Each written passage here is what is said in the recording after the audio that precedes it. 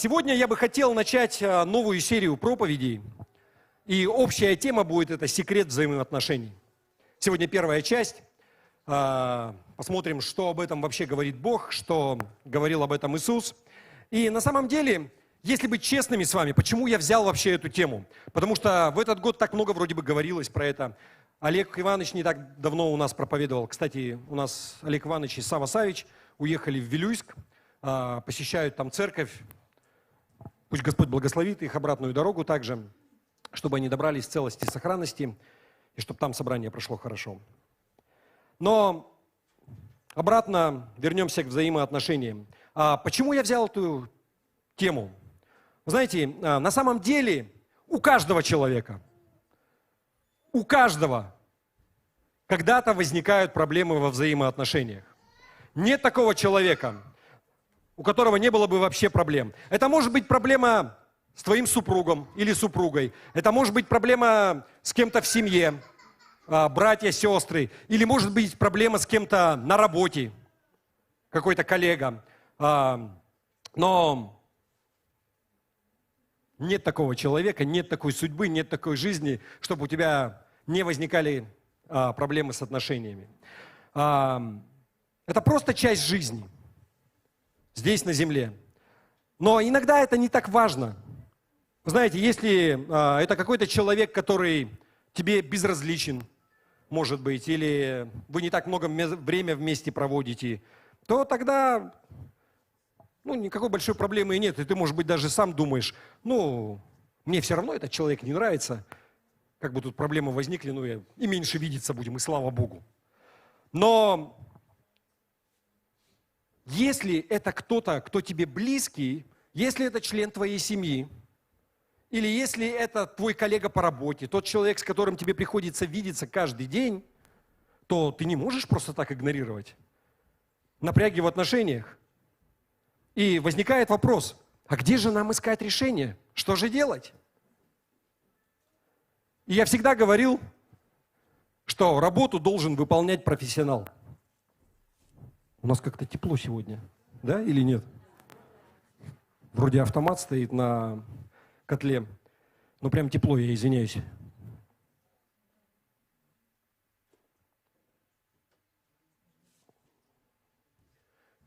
Итак,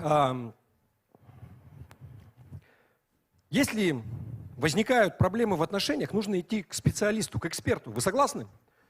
Кто же является лучшим экспертом по отношениям? Я вам могу сказать, что это не какой-нибудь, доктора психологии, наверное, эксперты, но они не лучшие эксперты. Вы согласны? Я вам точно скажу, что какие-нибудь там ведущие типа Андрея Малахова, тоже не лучшие эксперты. Хотя там, когда посмотришь, такие Санта-Барбары, бывают в передачах, что как они это все разруливают. Но я вам могу сказать, что ведущий мировой эксперт по взаимоотношениям – это Иисус Христос. У него он был великолепен в отношениях. Тот, кому мы должны подражать и на кого мы должны смотреть. У него был просто сверхъестественный дар устанавливать такой вот коннект с людьми, взаимосвязь. И он относился к людям так, как он хотел, чтобы мы к ним относились. Он был определенно лучшим, великолепен в отношениях. Но знаете, вот здесь я при всем при этом хочу обратить ваше внимание, что хотя он был вот таким экспертом во взаимоотношениях, это вовсе не означает, что он всем нравился. На самом деле были определенные люди, которые хотели его убить. Более того, они даже преуспели в этом. И это о чем нам говорит? Это нам показывает, что есть определенные люди, с которыми, что бы ты ни предпринимал, как бы ты ни старался, что бы ты ни делал, но у тебя не будет с ними хороших отношений. Неважно, что ты делаешь и как сильно ты стараешься. Вот почему Павел, который понимал это, он писал об этом. Давайте мы посмотрим послание к римлянам, 12 глава, 18 стих. Вместе прочитаем этот отрывок из Священного Писания. И обратите внимание, что говорит Павел. «Если возможно, с вашей стороны, будьте в мире со всеми людьми. Почему он говорит, если возможно? Потому что Павел был уже зрелый человек, и он понимал, что со всеми быть в мире и иметь замечательные отношения невозможно. Правда в том, что есть люди, с которыми, что бы ты ни делал, ты не сможешь иметь хороших отношений. И Павел это знал. Поэтому он сказал, что если возможно с вашей стороны. Еще раз, а почему он говорит, если возможно с вашей стороны? Он это сказал, что когда дело доходит до твоей части, со своей стороны, ты должен убедиться, что моя совесть, она чиста.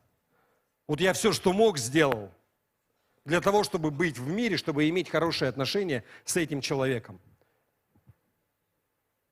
Вы понимаете? Итак, все, что в ваших силах, вы делаете. Но вы должны понимать, что независимо от того, как ты хорошо, может быть, к кому-то относишься, как сильно ты стараешься, как сильно ты кого-то любишь, кому-то ты просто не нравишься. Иисус прекрасный пример этого. Казалось бы, были люди, которые ненавидели Его безо всякой видимой причины. И не имело значения, что делал Иисус и как сильно Он старался, Он никогда бы им не понравился. На самом деле здесь не совсем так, да? Они ненавидели Его, потому что Он исполнял волю Божию. Если бы Он перестал этого делать, то чего от Него хочет Бог, то тогда бы Он, наверное, всем понравился. Обратите внимание, что Иисус сказал в Иоанна 5 глава, 43 стих. «Я пришел во имя Отца Моего, и не принимаете Меня.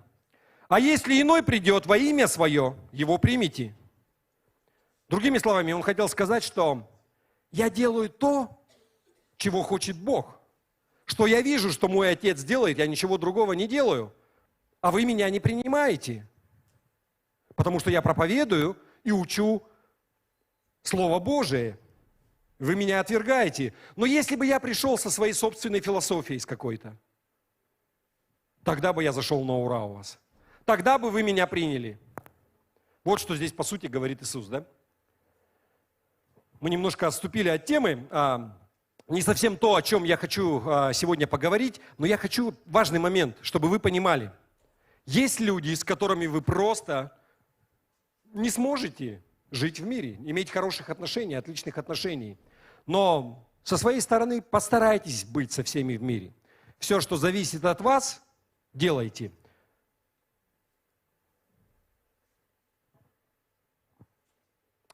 Но что я хочу подчеркнуть? Несмотря на это, Иисус был и остается выдающимся экспертом в области взаимоотношений. Итак, если тебе нужна помощь, если у тебя есть проблемы во взаимоотношениях с кем-либо, Иисус – это тот, к кому тебе нужно обратиться. И Библия – это то место, где нужно искать ответы. Итак, в этой серии, я верю, что это будет серия проповедей, и сегодня первая часть, мы посмотрим некоторые из основных принципов взаимоотношений, которым учил Иисус. И начнем мы с самого начала, с основ. Давайте мы откроем вместе Евангелие от Матвея, 22 главу. И посмотрим стихи с 35 по 40. И сейчас, что я сделаю, обычно я так не делаю. Я не люблю так делать. Вы знаете, что я люблю, если читать какой-то отрывок, то читать его всю главу. Чтобы было понятно, о чем речь. Но сейчас мы вырвем и прочитаем просто только эти стихи. Почему я делаю так? Потому что я знаю, что многие из вас, вы знаете это местописание, вы понимаете контекст, о чем там говорится. И не так давно была проповедь, мы разбирали это местописание. Итак, для экономии просто времени мы прочитаем только этот отрывок. Матвея 22, с 35 стиха. «И один из них, законник, искушая его, то есть Иисуса, спросил, говоря: „Учитель, какая наибольшая заповедь в законе?“ Иисус сказал ему: „Возлюби Господа Бога твоего всем сердцем твоим, и всею душою твоею, и всем разумением твоим. Сия есть первая и наибольшая заповедь. И вторая же, подобная ей, возлюби ближнего твоего, как самого себя. На сих двух заповедях утверждается весь закон и пророки. Как я уже сказал, все, наверное, слышали эту историю. Есть такие люди, кто не слышал? Хорошо, давайте по-другому спрошу. Кто слышал эту историю? О, почти сработало. Всего несколько человек ни там, не подняли. Почти все слышали. Мы все знакомы с этой историей. Был один законник. Законник – это кто? Другими словами, это был раввин. Это был человек, чьей работой, миссией в жизни было изучение закона Божьего. Он являлся экспертом в законе Моисеевом. И он пришел как знаток закона, который разбирается во всех тонкостях. И он, здесь написано, испытывал, Иисуса. И я не знаю, может быть, большинство думает, что он пришел для того, чтобы, и вот испытывал Иисуса, чтобы выяснить, насколько Иисус, он был эрудированный или умный, насколько он там разбирался в законе. Но на самом деле это не так, да? Вся суть происходящего в чем заключается? Он пытался вынудить Иисуса сказать что-то такое, в чем он мог бы его уличить и использовать против него. Да? Именно с этой целью. Итак, он задает вопрос. Учитель, какая наибольшая заповедь в законе? И вот здесь слово в синодальном переводе «наибольшее» – это перевод с греческого слова «мегас». И в данном контексте означает «самое важное». Наибольшее, то есть какая самая важная заповедь в законе? Какая самая важная заповедь в Торе? И я посмотрел просто несколько переводов современных. Вот, например, новый русский перевод, 36 стих, так и переводит. «Учитель, какая заповедь в законе самая важная?» И большинство современных переводов именно так и переводят это, да? Какая самая важная заповедь в законе? Смотрите, тоже как небольшое отступление. В законе Моисеевом предположительно 613 заповедей. 248 из них позитивные, 365 негативные. Кто-то может спросить, ты где такую информацию вообще взял? Зачем нам? Я сейчас поясню. В III веке жил такой раввин по имени Раби Симлай. Считается, что он первый упомянул в своей проповеди, и он посчитал, что закон Моисея содержит 613 заповедей. И он сказал, что, по крайней мере, он учил так, что 248 позитивных заповедей, сейчас мы коснемся этого также. И почему 248? Потому что это столько частей тела в теле человека. Я не знаю, правда это или нет, это то, о чем он учил, я вам просто говорю. Нас не это волнует, сколько частей тела, но то, что он первый поднял это. И 365 негативных заповедей – это по количеству дней в солнечном году. Далее, 12 век, жил такой раввин Моше бен Маймон.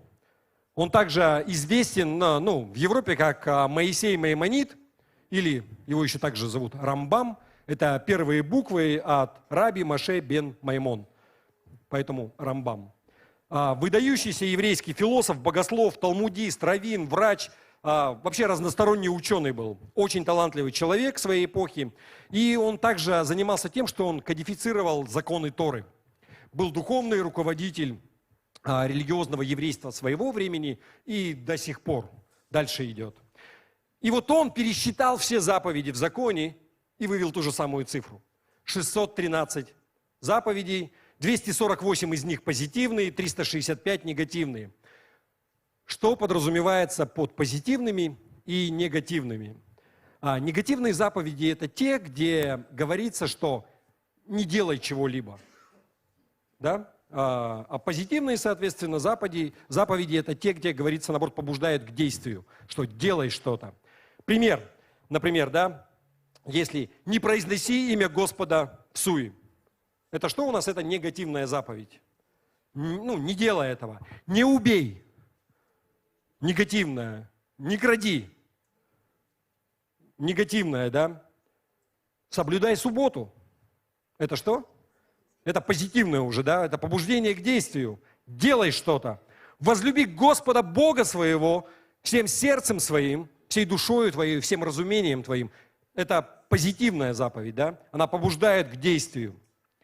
Итак, что я хочу сказать, что когда вы слышите вот эти все негативные, позитивные заповеди, для еврея это просто означает следующее, что Бог говорит, если что-то не делать, заповедал, значит это негативно. Если Он побуждает к действию, это позитивная заповедь.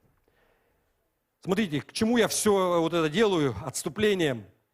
Представьте, приходит вот этот вот законник, раби к Иисусу, пытается его уловить, поймать на чем-то, на каких-то заковырках, 613 заповедей. И он такой ему вопрос издалека такой кидает. А ты как считаешь? Самая важная какая? Казалось бы, Иисус мог бы сказать, ну, подожди минуточку, дай мне подумать, сейчас я мыслями соберусь. Но, смотрите, он даже не колебался. Закон был как бы, ну, он пропитан этим, он живет и он осознает вообще, в чем суть всего. И он сразу же, не колебаясь, говорит, что возлюби Господа Бога твоего всем сердцем твоим, всей душою твоею и всем разумением твоим. Это первая и величайшая заповедь.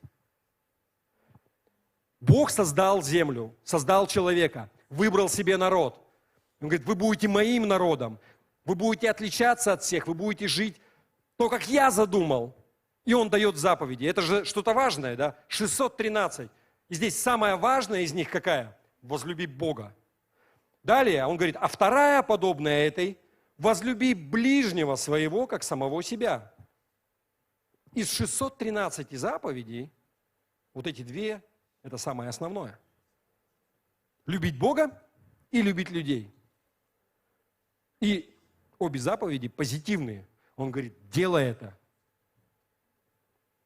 Итак, первая заповедь – это любить Бога. Всем сердцем, душою, разумом, силой. Да?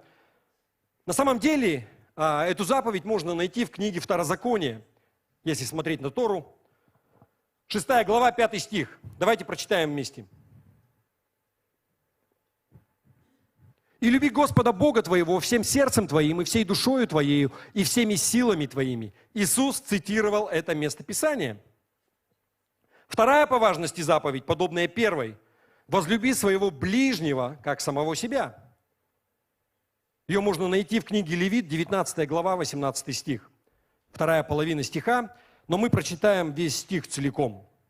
И здесь такой интересный момент. Все начинается как негативная заповедь, а потом поворачивается на 360 градусов и становится позитивной. Давайте мы прочитаем.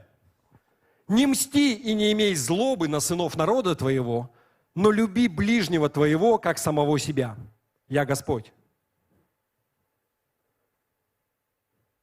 Обратили внимание, да, что начинается как негативное, говорит, что не делай этого. Не мсти, не имей злобы, не делай этого. Но потом все разворачивается и говорит, но люби ближнего, как самого себя.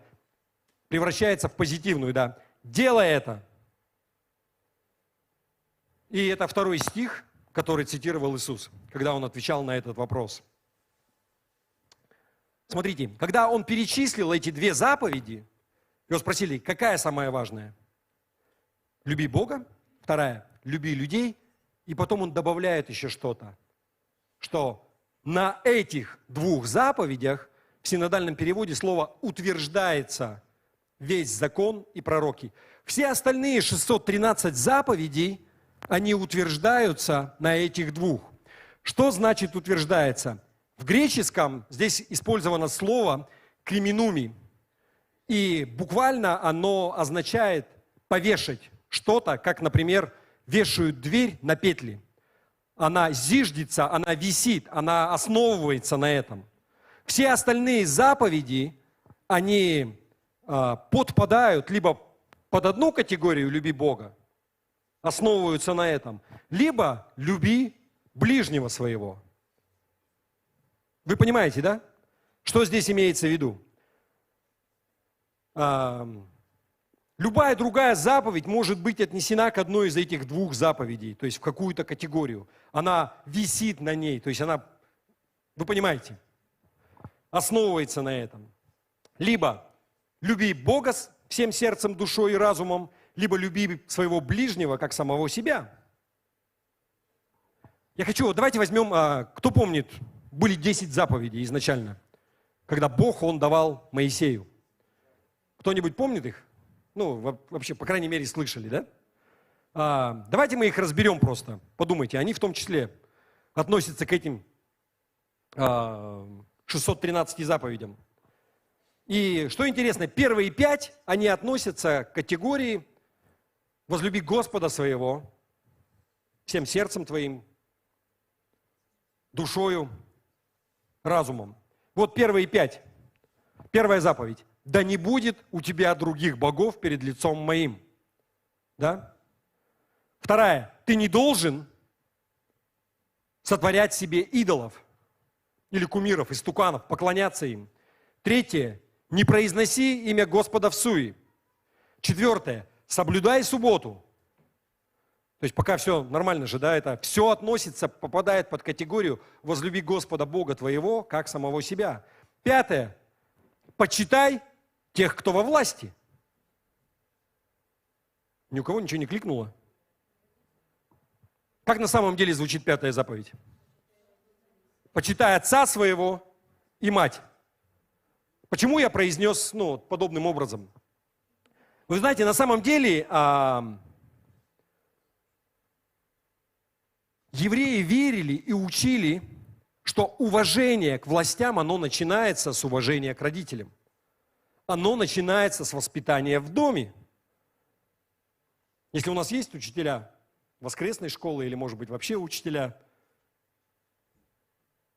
послушайте, если родители не учат своих детей уважать их дома, родителей, неужели вы действительно думаете, что какой-то учитель в классе будет представлять какой-то авторитет? Это то, что не так сегодня со школой. Из одной крайности в другую. Когда союз рухнул, и вот эта вот свобода, которая наступила, переросла просто в другую крайность, в другую канаву, когда нет авторитетов, и сейчас уже доходит до того, что нужно как-то учителей охранять в школе, в том числе, потому что ученики такое творят. Но смотрите, начинается дома. Родители должны и своим примером показать, и воспитать детей таким образом, чтобы дети их уважали, чтобы они их почитали. И евреи учили, что когда Бог сказал почитать свою мать и своего отца, своих родителей, таким образом Он в том числе прививает почтение к власть имущим. Есть еще одно местописание, я сейчас вспоминаю, может быть, кто-то подскажет, где это, когда уже в одном из посланий один из апостолов, он пишет и говорит, что почитай отца и мать, и тем самым ты угодишь Богу. Это угодно Богу.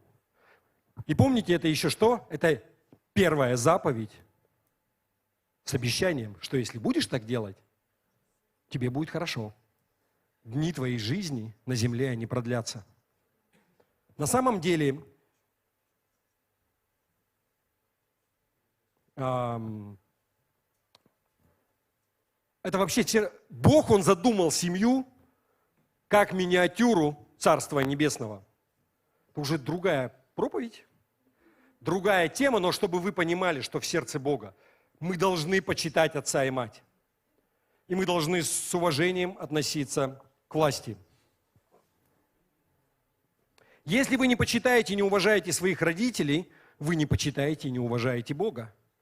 Еще раз, потому что семья, она создана по образу Царства Божьего. Хорошо, оставим это для другой проповеди, но в любом случае последние 5 заповедей, которые дальше идут из 10, подпадают под «возлюби ближнего своего, как самого себя». Смотрите, что там? Не убей, не прелюбодействуй, не кради, не лги, не желай жены ближнего и ничего из имущества твоего ближнего. Интересно, когда речь заходит о любви к ближнему, все заповеди, они негативные. Бог говорит, не делай этого, не делай этого. Все начинается с детского сада. Держи свои руки при себе. Не делай того, не делай этого. Но то, что говорит Бог. Мы можем взять любую заповедь из Библии, вот из этих 613, и каждая из них, она попадет под одну из этих двух. Либо люби Бога, либо люби ближнего своего.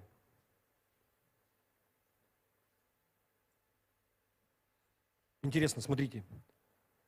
Мы подходим к теме. То есть, о чем здесь говорится? Либо это связано с нашими отношениями с Богом, либо это связано с нашими отношениями с людьми. Это то, что на самом деле сказал Иисус. Сейчас я хочу озвучить первый принцип сегодня, важный. Если кто-то пишет, можете смело записывать. Так скромно. Самая важная вещь в жизни. Какова? Согласно Иисусу, тому, что мы сейчас прочитали, самое важное в жизни – это отношения. Законник спрашивал, какая из всех заповедей Бог хотел, чтобы народ жил особенным образом, не как другие вот эти вот все народы, но чтобы они отличались. И Он дал им 613 заповедей. Но из них самое важное касается твоих отношений с Богом. Тебе нужно любить Бога всем сердцем, душой, разумом. И вторая, подобная ей, ты должен любить своего ближнего, как самого себя. По сути, что нам говорит Иисус? Самое важное в жизни – это отношения. Во-первых, это отношения с Богом. Это самое важное в жизни. Но второе, равное или подобное первому, это отношения с людьми. Любить других, как самого себя. Итак, любовь к другим – это вторая по важности вещь в жизни. Поверьте, нет ничего важнее в жизни отношений. Отношения важнее денег. Отношения важнее личного счастья. Отношения важнее всего любой другой сферы на свете. Жизнь – это прежде всего отношения. И иногда, к сожалению, нужно состариться, чтобы понять это.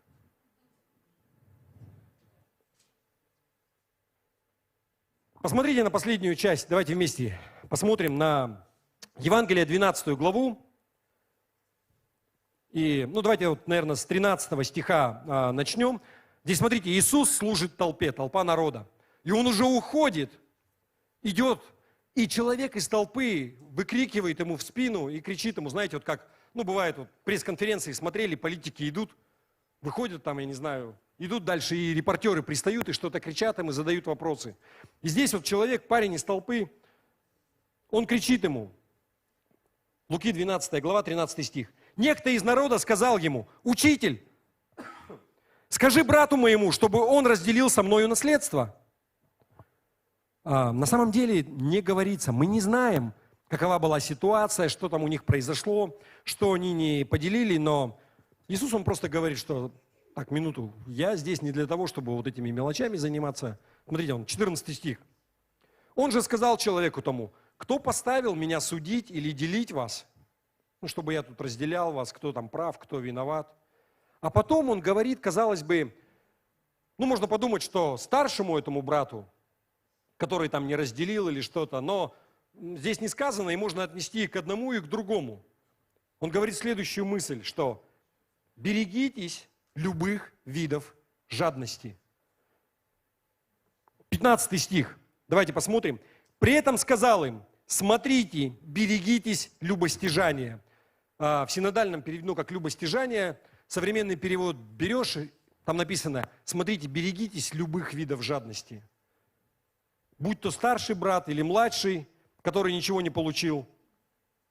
Он им говорит, что, ребят, не будьте жадными. Но потом говорит следующее. Собственно, то, ради чего мы читали, это последняя часть стиха. Жизнь человека не зависит от изобилия его имения.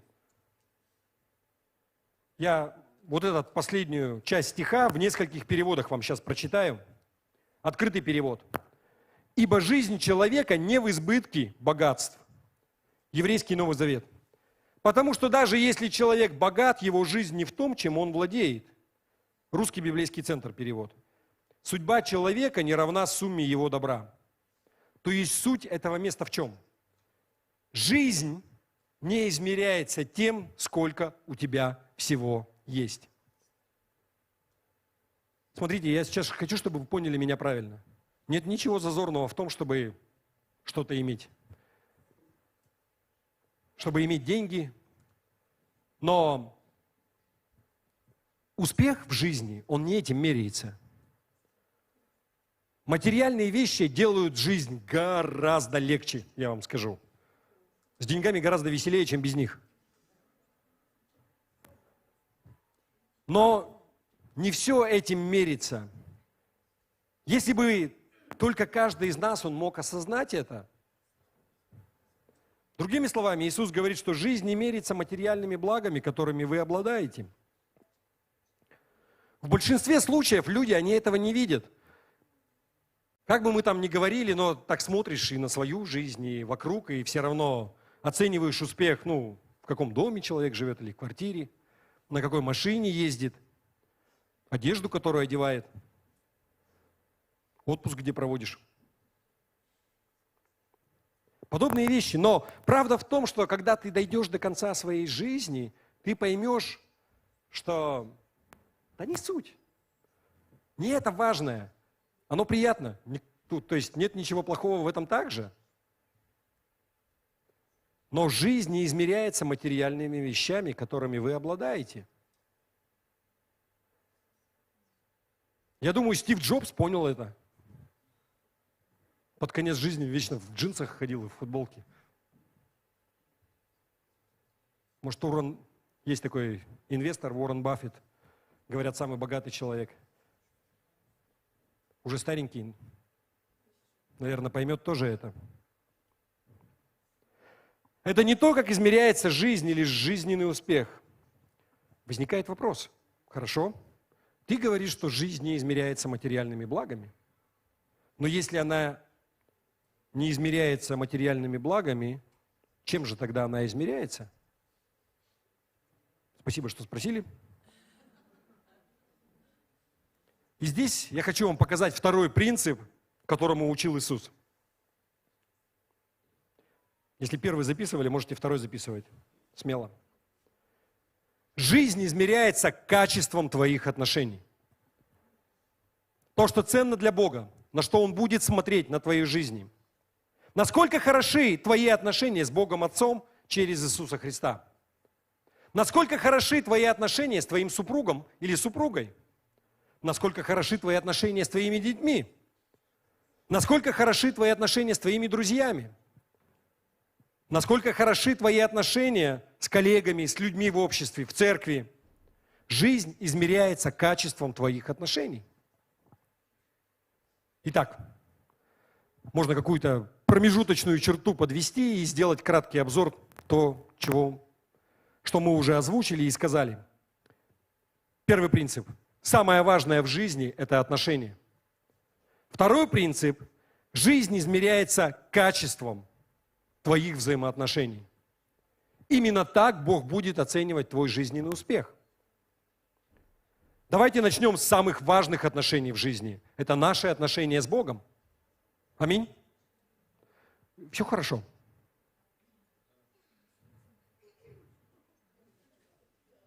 Что-то мне показалось, что как-то поживее вы себя вели вначале.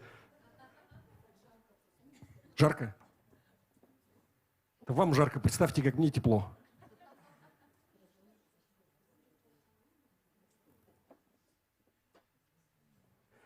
Как говорится, бойтесь своих желаний. Я всегда мечтал, чтобы у меня руки не мерзли в церкви.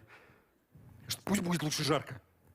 Потому что были те времена, когда Микрофон примерзал к рукам. Ну, слава Богу, что у нас жарко. Итак, начнем с самого важного – наши отношения с Богом. Согласно учению Иисуса, мы должны любить Бога всем своим сердцем, душой, разумом, силами. Это самое важное в жизни. Но вопрос, а как это делать, как это исполнять практически, что это означает? И прежде всего я хочу вам сказать, что мы должны понимать, что это не просто фигура речи, когда вот здесь говорится.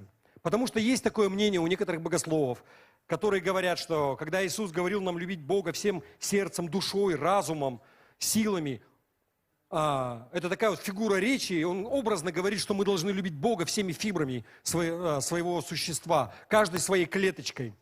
Но, знаете, я склоняюсь к другой точке зрения, что мы должны воспринимать это место Писания в буквальном смысле. Это не просто какой-то красивый оборот. Но для того, чтобы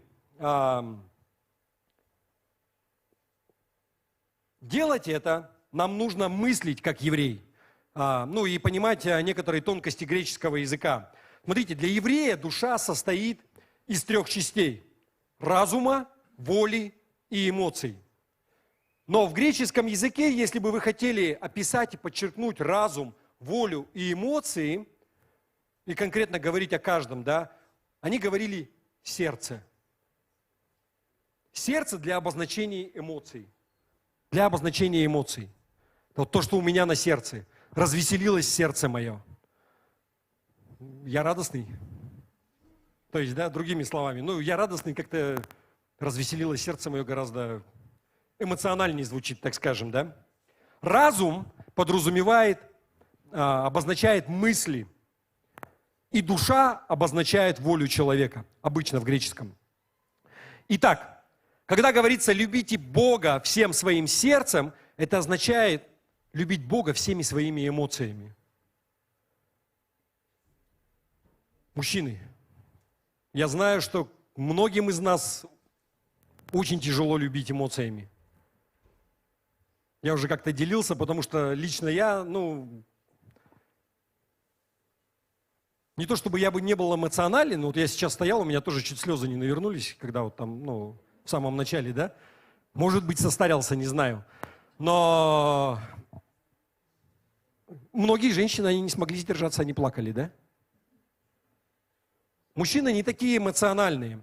Но послушайте, это то, чего хочет от нас Бог. Он хочет, чтобы мы любили всеми своими чувствами. Он хочет, чтобы мы делились с Богом всеми своими чувствами. Смотрите, Бог, Он очень хочет, чего Он добивается от человека. Это искренних взаимоотношений. Не когда ты просто что-то заученное толдычишь, о Господи, и там одно и то же. Что у тебя на сердце сейчас? Радость ты переживаешь, горечь ты переживаешь, разочарование. Делись этим с Богом. В этом суть. Вот что означает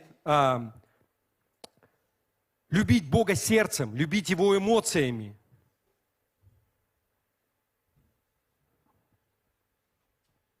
Вы помните, как-то кто-то из пасторов приводил такой пример, говорит, что приехал куда-то, епископ делился, приехал в какую-то деревню отдаленную, не у нас, вы не знаете, где это. И говорит, с пастором встречаюсь, а у него руки опустились уже, он там тащит церковь в деревне. В деревнях очень тяжело. Тут в Якутске-то нелегко. Вы понимаете, там одни бабушки, и он такой, по душам разговорились, он говорит, слушай, так заколебался уже, вообще ничего не получается, там это не это, люди все непонятно, тут начинал, что-то бросил, и весь такой там все это вылил. Он говорит, давай помолимся, говорит, Богу. Давай. Раз такой собрался, о Господи, и такой там, да благослови, там, и так далее. Он говорит, подожди, что сейчас было вообще? Ты мне сейчас только что вообще говорил? Такое лицемерие какое-то получается. То есть мне ты, значит, все проблемы изливаешь здесь. Бог хочет, чтобы ты говорил Ему то, что у тебя на сердце. Вот что значит любить Его своим сердцем. Смотрите, я приведу такой вот пример, да. Давид, царь Давид, был человеком по сердцу Бога. Вы знаете, по сердцу. Богу нравилось, вызывал положительные эмоции у него. И когда смотришь на жизнь Давида, особенно в начале, ты замечаешь, что да, были такие вещи, которые заслуживают похвалы и подражания. Но потом дальше читаешь, и такие вещи, которые говорить-то стыдно, не то что подражать. Наступил такой момент в его жизни, когда он многое сделал неправильно. И как-то не принято заострять на этом внимание. И вот Давид, великий царь, великий человек, но натворил таких дел тоже. На службе у филистимлян, когда вот он от Саула бегал, разбоем занимался там, он написано, есть разное понимание этого момента. Бог вообще сказал убить там все народы, не оставить никого в живых, там ни женщин, ни детей. Израильтяне так не поступили, и кто-то говорит, что это были вот те народы, которых он там грабил, убивал. То есть Давид в этот момент, он служил, был на службе у филистимлян. Он собрал свой отряд, там 600 человек, и они делали набеги на соседние города и вырезали всех. И написано, что он убивал всех, чтобы они не пришли этому филистимскому царю тоже, не донесли вообще, что происходит, просто чтобы не было вообще никаких свидетелей. Мотивация его была в том, что нет людей, нет проблемы, всех убьем и все. Дальше, когда Давид стал царем, вы помните, блуд, который он совершил. Тоже есть разная трактовка, может быть, что он, я даже не буду этого касаться. Но кто помнит эту историю? Написано, что когда пришло время идти царям на войну, все собирались в военные походы, Давид решил остаться дома. И Давид, он жил на самом высоком весте, с прекрасным обзором. Люди любят, даже в современные, когда у тебя хороший вид из окна открывается. У нас в городе не так много, если только ты в высотке где-то живешь. Таких холмов нету, но если у тебя дом на холме где-то, и у тебя вид на все это, и сейчас, и тогда люди, они одинаковые. То есть его дом, его дворец, он стоял на возвышенности. И он смотрел, у него открывался прекрасный вид на долину. Но не только на долину, но и на соседние крыши, дворы. И было заведено, что женщины, как и сейчас в Израиле, вы знаете, крыши, они плоские на востоке. Они выходили, делали там, может быть, занавесочки какие-то, ставили ванну и принимали ванну. А Давид ходит, и у него там тень на террасе, его не видно. И он из тени наблюдает. И Версавия, она вышла, вы знаете, жена его друга, военноначальника, который сейчас воюет за него, и он на войне. И он смотрит, как она принимает ванну. То есть началось все с блуда, вот с такого похоть очей. Много споров идет о том, добровольно ли Версавия переспала с Давидом или каким-то образом, так как он был царь, он там заманипулировал ее, не знаю, совершил сексуальное насилие над ней, но не суть, да, не в этом. В конце концов, он женился на ней, вы знаете, но не все так просто. Чтобы убрать мужа, он что подстроил? Он сделал так, чтобы его убили. И вот это, написано, это была мерзость пред Господом, тот поступок, который он сделал. И это тот самый парень, про которого Бог говорит, что это человек по моему сердцу. Возникает вопрос, что такого было в Давиде, что Бог так говорит о нем, несмотря вот на все на это? Вы знаете, что интересно? Когда ты смотришь на жизнь Давида, ты обнаруживаешь, что он делился своими чувствами с Богом. То, про что мы говорили. Он постоянно изливал перед ним. Хорошо ли он чувствует, плохо ли, страдает ли он. И когда он получал обличение, он говорил: Господи, я согрешил перед Тобой. Но он не замыкался, не убегал, но он открывался пред Ним. Вы помните, когда после всей этой истории с Версавией пришел к нему пророк Нафан, и он такую притчу ему рассказывает и рисует такого там ужасного человека, который пришел там, свое не захотел там заколоть, а последнее там у бедняка забрал там и всякое такое. И Давид в гневе говорит: мерзость какая. И он ему говорит, что это ты тот человек. И он понимает это, да. И он говорит, что ты прав. Это я. И он идет к Богу вот с этими чувствами, какие у него есть. И он говорит: Господи, что ж я наделал-то вообще? Давайте мы посмотрим на Псалом 6 глава, 7-9 стих. Смотрите, Давид пишет: «Утомлен я воздыханиями моими, царь, величайший царь на земле. Утомлен я воздыханиями моими. Каждую ночь омываю ложе мое, слезами моими омочаю постель мою, иссохло от печали око мое, обветшало от всех врагов моих. Удалитесь от меня все делающие беззаконие, ибо услышал Господь голос плача моего». Если дальше почитать вообще псалмы, что мы можем обнаружить? Вы увидите, что Давид, он постоянно делился с Богом всеми чувствами, которые были у него. Когда ему было больно, он делился этим с Богом. Когда он был взволнован, он приходил к Богу и делился. Когда он злился, был в ярости, он делился этим с Богом. Он не принимал какую-то гримасу и: «О Господи!» Вот что есть, он так и приходил к нему. Когда Давид поклонялся, он вкладывал в это свои эмоции. Именно поэтому Давид, он танцевал пред Богом, написано. Великий царь. Он не казался показаться смешным. Он радовался пред Богом.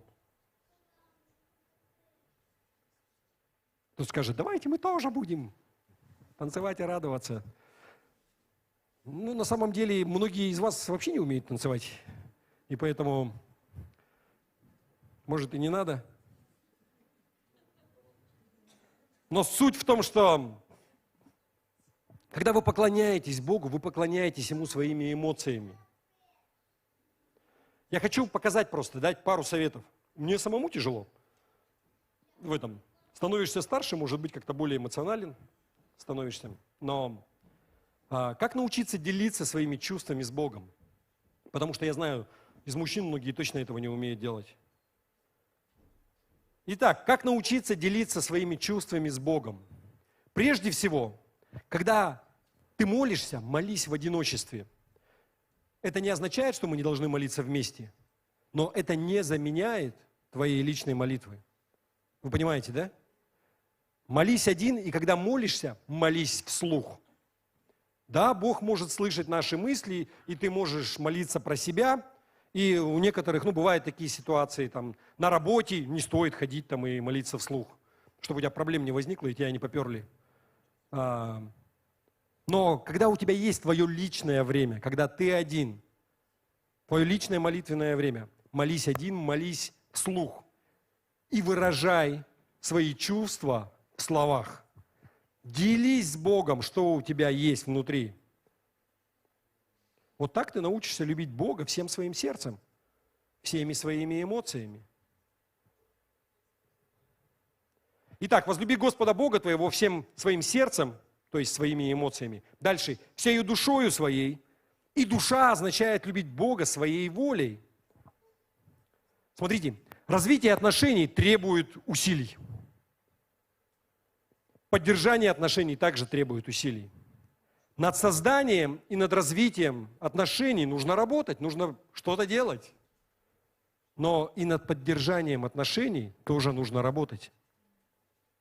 Причина, по которой у некоторых плохие браки, это потому что когда-то в свое время вы потрудились и вы создали отношения, но вы не приложили никаких усилий для того, чтобы поддерживать их сейчас. И все пошло под откос. После того, как вы поженились, вы не приложили усилия для того, чтобы поддерживать отношения. Вы не работали над этим. Поэтому все плохо. Может быть, кому-то не очень нравится, я еще раз повторю. Причина, по которой у некоторых Неудачные браки заключаются в том, что у вас сложились отношения со своим супругом на заре ваших отношений, и вы прилагали усилия. Но как только вы поженились, вы больше ничего не делали для того, чтобы поддерживать эти отношения. Мы просто больше не любим друг друга. Я тебе скажу, ерунда. Вернись к своей первой любви, написано. Начните делать то, что вы делали с самого начала. Когда-то. Вы знаете, это также вот бывает, когда люди уже на грани развода, и вот там все уже вот здесь вот, и приходят за советом. Другого пути нет. Нужно начать все сначала. Нужно строить отношения. Нужно работать над этим. Как будто ничего не было. Ухаживание, букетно-цветочный период и так далее. Но что я хочу сказать, что поддержание отношений требует усилий. И вы должны решить, что будете работать над своими отношениями с Богом. Ты будешь любить Его всей своей душой, всей своей волей.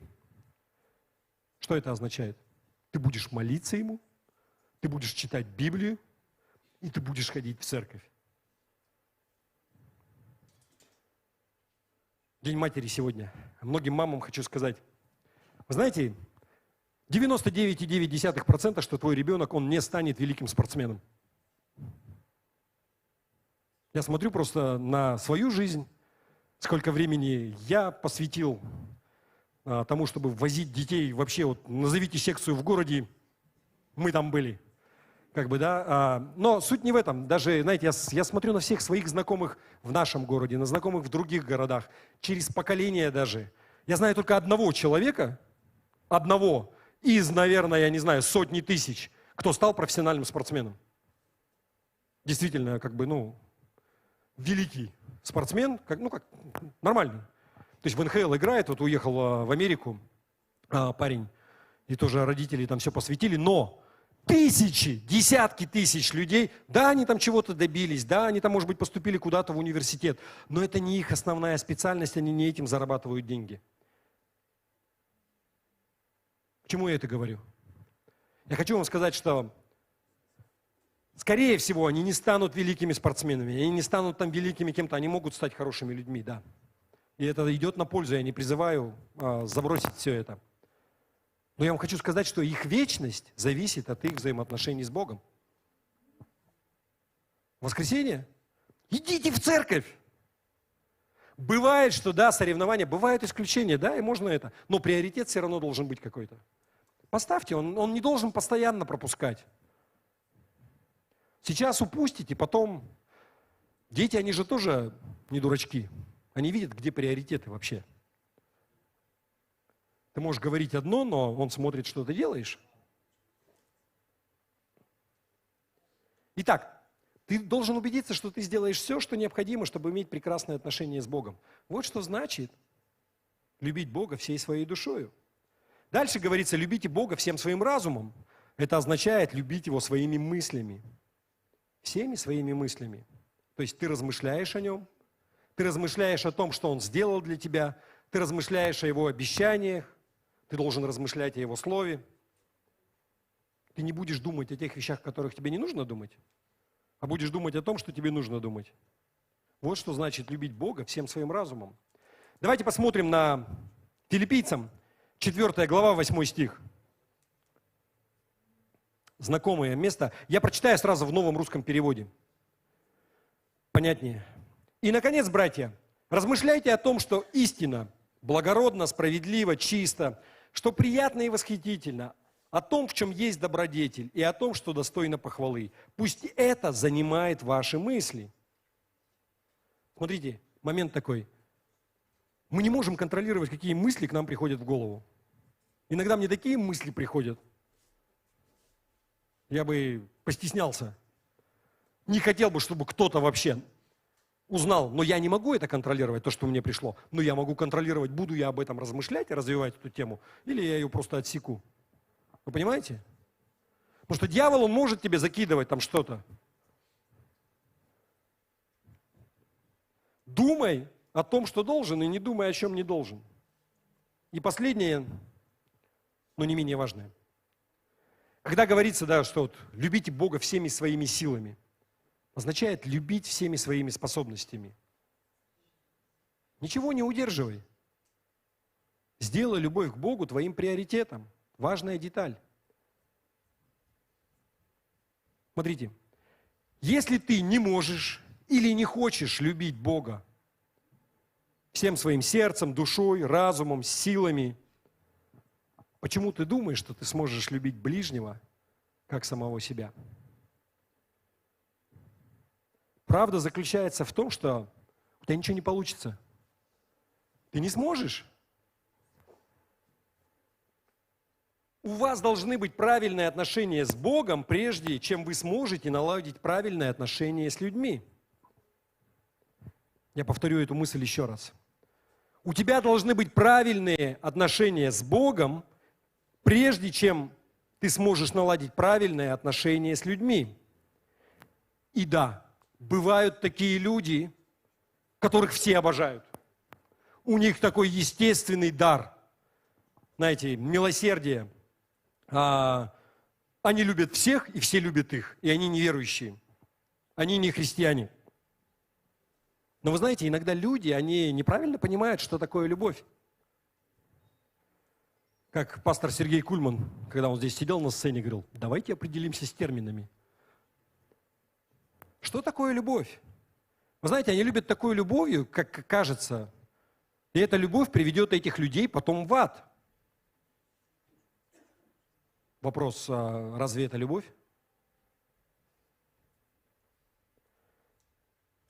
То, что мы, люди, считаем любовью, не всегда ей является. Мы уже должны заканчивать, у меня мало времени, поэтому все сократили про любовь. Нет, я шучу, но давайте посмотрим. На самом деле, что такое любовь в Божьем понимании? Божья любовь, агапе. Вы знаете эту главу, 1 Коринфянам, 13 глава. С 4 по 7 стих прочитаем, и я прочитаю также в новом русском переводе сразу. Я вам хочу сказать, что любовь – это не чувство все равно. Божья любовь. Это решение. Давайте мы посмотрим. С 4 по 7 стих. Любовь терпелива, добра, она не завидует и не хвалится, она не гордится, не может быть грубой. Если ты груб в своих отношениях, ты не любишь. Она не ищет выгоды себе, она не вспыльчива и не помнит зла. Любовь не радуется неправде, но радуется истине. Она все покрывает, всему верит, всегда надеется, все переносит.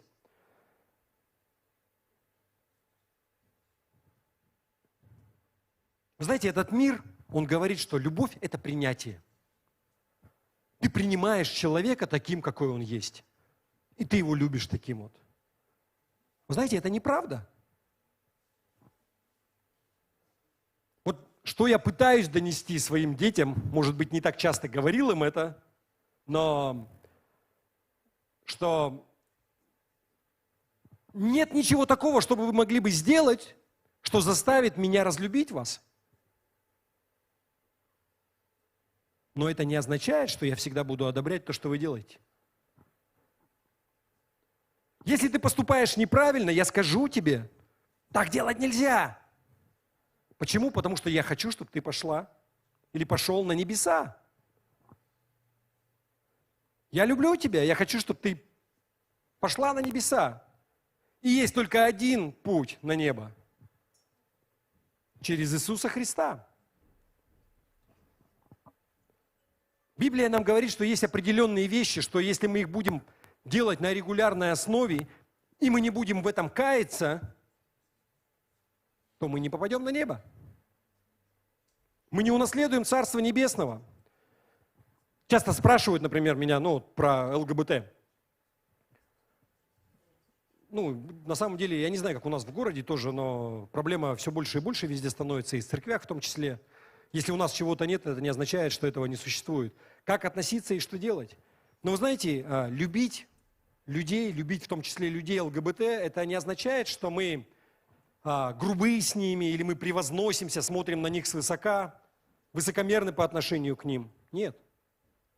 Но это также означает, что мы даем им понять, что это все-таки неприемлемый образ жизни. Делая все это, не приняв Иисуса Христа как своего Господа и Спасителя, вы не попадете на небеса. Вы не унаследуете Царство Небесного. А если вы примете Иисуса Христа как своего Господа и Спасителя, вы должны прекратить сделать это. Вы знаете, я хочу такой пример привести. Одна церковь, вы тоже не знаете, там сменился пастор, пришел новый пастор, и в церкви было несколько семей, уже пожилые, ну как не пожилые, но зрелые люди, так скажем, и они покаялись совсем недавно. Кто-то год, кто-то 2, и они вместе просто живут. Ну, сожительствуют. Причем и муж там, и жена, они ходят в церковь. И пастор начал их там, так, вы живете в грехе, вы должны либо пойти расписаться, либо вон из церкви. И старшие товарищи, там, другие пастора сказали ему, слушай, ну, так нельзя с людьми. Что ты делаешь? Ты представь, они, например, кто-то прожил 20 лет, вот так, не в браке, а сожительствуя, кто-то 30 лет. Тут они год всего в церкви, и ты их, вы понимаете, да, о чем я? Новообращенные еще не знают, как должно. Но я хочу вам сказать, если ты 10 лет, если ты 20 лет в церкви, и ты с кем-то сожительствуешь, и ты не в браке, я тебе хочу сказать, что ты живешь в грехе. Я не хочу показаться грубым, но я хочу, чтобы каждый из вас, вы попали на небо. И я не хочу стоять пред Богом и слышать, что ты не говорил правды. Потому что то, что мы читали, любовь не радуется неправде, написано, но сорадуется истине. Она не радуется злу, но радуется истине. А истина заключается в том, что Бог любит тебя. И Иисус умер за тебя. И нет такого человека, который не мог бы спастись. Но Иисус должен быть для тебя Господом. Аминь. Плавно подошли к закрытию. Я просто накидал в конце. Надеюсь, что вы не потеряли нить и связь. Мы говорим все еще про отношения. Итак, самое важное в жизни – это отношения. И жизнь, она оценивается по качеству твоих отношений. И самые важные отношения, которые есть у человека, это твои отношения с Богом. Но вторые по важности отношения, которые также практически равны, как отношения с Богом, это отношения с твоими близкими. Но ты не сможешь выстроить нормально, как ты мог бы, отношения с близкими, если ты не выстроишь сначала отношения с Богом. И мы коснулись первой части, что значит любить Бога. И я надеюсь, на следующих собраниях мы развернем дальше. Аминь.